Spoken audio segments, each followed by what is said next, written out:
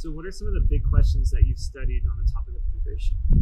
So right now we have a project in which we explore how people actually understand institutional norms related to immigration. And in particular, we want to know how is the way in which government talks about immigrants, about asylum seekers, and about refugees. How is that understood, and how does that shape public preferences for more immigration, especially in Canada, as well as for how many rights and what kind of entitlements we should give to immigrants?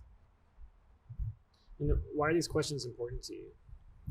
I think these questions really speak to the way that Canadians see immigration, and we're constantly in dialogue with both public opinion and public policy. So when we can relate these two together, and we can relate the opinions of Canadians on this really salient policy issue, and hopefully provide some discourse around, what could be helpful motivations and moves for policymakers, we feel that we're speaking to, in a really important space, and that's what our work is geared toward.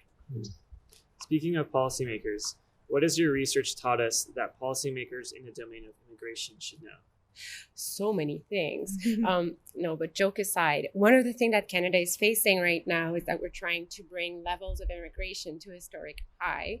And so one of the things that we are starting to point to, and that can be important for policymakers, is that they need to make sure that citizens have trust in the system, in the immigration system especially. So if you want to bring even more people into the country, you need to make sure that citizens feel like the system is fair, that the system works well, and that issues of backlog or issues of slow treatment are addressed. And lastly, what has your research taught us about how candidates running for office should message or campaign? Candidates running for office are often prone to falling back on those standard lines that are known to their parties when it comes to immigration. And what I hope our research can get across is that, by putting more information out to the Canadian public, and by giving them the sort of concrete measures that we use in immigration policy, this can actually promote a really informed electorate and informed decision making around voting time. So it doesn't have to be this polarizing issue where one party is pro-immigration and another is against.